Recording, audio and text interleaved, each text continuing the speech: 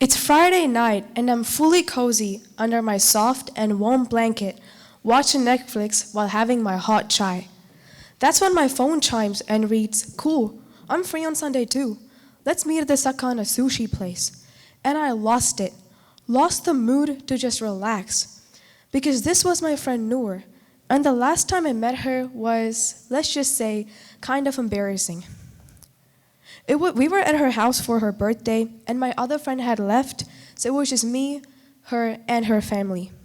She gave me a sushi from the box of sushi rolls and asked me to try it.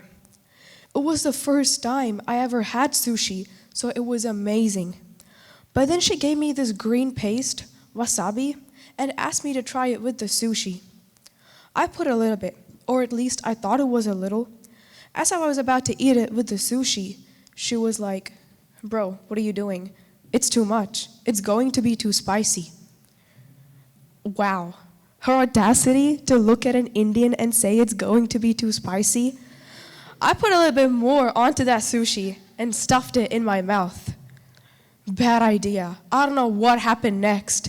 Pain just rushed into my nose, my eyes, my ears. My whole head was just gone. I couldn't even feel my tongue. It wasn't even painful. It wasn't even spicy. It was just painful. When I finally got my senses back, I was just looking at them with Noor on the floor and all of them just laughing. I laughed too, laughed off the embarrassment, and carried on as if nothing happened. What's worse was that this memory wasn't traumatic just for the moment. It haunted me every time I thought of sushi.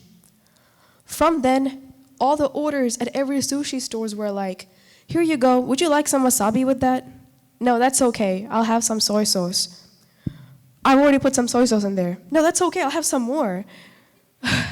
Until one day, I was just like, screw it. For how long am I gonna run away from wasabi? I'm gonna try some. Only a little bit, and that too, I put it inside the sushi so that it wouldn't be the first thing my tongue touches. And when I chewed it evenly so that it would spread everywhere, and so that it wouldn't make just one part of my tongue too spicy. Knowledge at its peak, and it was delicious. I even regretted not having it for so long. I couldn't have made any sushi taste better than that. And then I grew more confident. So confident that I've had times when I was craving for sushi and wasabi. I wanted to introduce this dish to my family. When my grandma and mom took too much, I warned them how it could be too strong. "What do you mean? It looks like chutney." "It's not." But when my brother took too much, he thought it was going to be spicy because soy sauce is. I just laughed and said, "Yeah, it is really sweet. You should try some more," and gave him a spoonful of it. It was so funny. He put it in his mouth and it came out straight away. We were both trying not to cry for entirely different reasons. And that's when I realized what I looked like to Noor. And now thinking back, just from a very embarrassing memory, I've learned so much. I got another funny memory from it. Obviously, this memory was just another memory that I had of Noor, and it shouldn't be this important. And yet, it did so much in my life. And now thinking about it, it's crazy how some irrelevant, random, and simple memories could serve so many purposes that you were unknown of.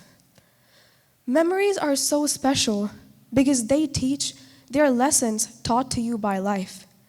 They aren't just videos replaying in your head, but stories that you've actually experienced through your perspective. If there is any proof of your age for yourself, it is your memories. Documents are literally just evidence. Photos are reminders, and videos are only just glimpses of your memoirs. Nothing can quite replace memories because they are influenced by your feelings. How you remember something is entirely different to how it may have actually happened. So each and every memory are so important because they actually teach you something. But some are so much more important because they stay with you forever. And you're so lucky if they make you happy. But let's be real. Most of the times, the memories that stick with you the longest are the ones that you try to forget.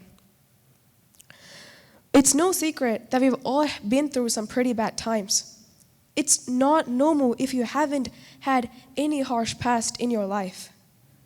They were just bad times that life put you through to make you stronger, wiser, and more powerful. While it's easier to ruin yourself and be devastated for even as long as the rest of your lives, the point of them was for you to be an even better version of yourself. Even though they could be a little PTSD, that's not the point. If I hadn't tried wasabi that one time after Noor's birthday, who knows how much longer I would have had to wait to just enjoy it. Just as the quote goes, the same boiling water that softens a potato hardens an egg. Use your traumas to build your strength instead of losing them. Because the time is flowing, and the longer you take to overcome your traumas, the more you're going to regret not doing them sooner. So always trying to find the moral in literally every moment of your life. Try to understand what life is teaching you and use those lessons when you find yourself in similar situations. But like I said, that doesn't mean PTSD. Because chances are high that if the memory is just really bad, you will just try to stay away from it. But instead, approach them differently. Each time allowing yourself to learn something new. So that you're not going to mess up and just always be depressed and devastated for the rest of your lives. But if the memory is truly good and just reminds you of the people, places, and just the times in life that you once had, then those are the kind of memories of which you should be making more of. Don't wait for later, because like I said, the time is flowing and the clock is ticking. Every second that you think you own is actually vanishing away from your grasp, just like that. Now, right now, if you think about it, those 3 seconds are only in your memory. You're never going to experience them ever again. That is how irreversible time is. At the end of the day, all you have is just your memories, just glimpses of your life from a window of your perspective.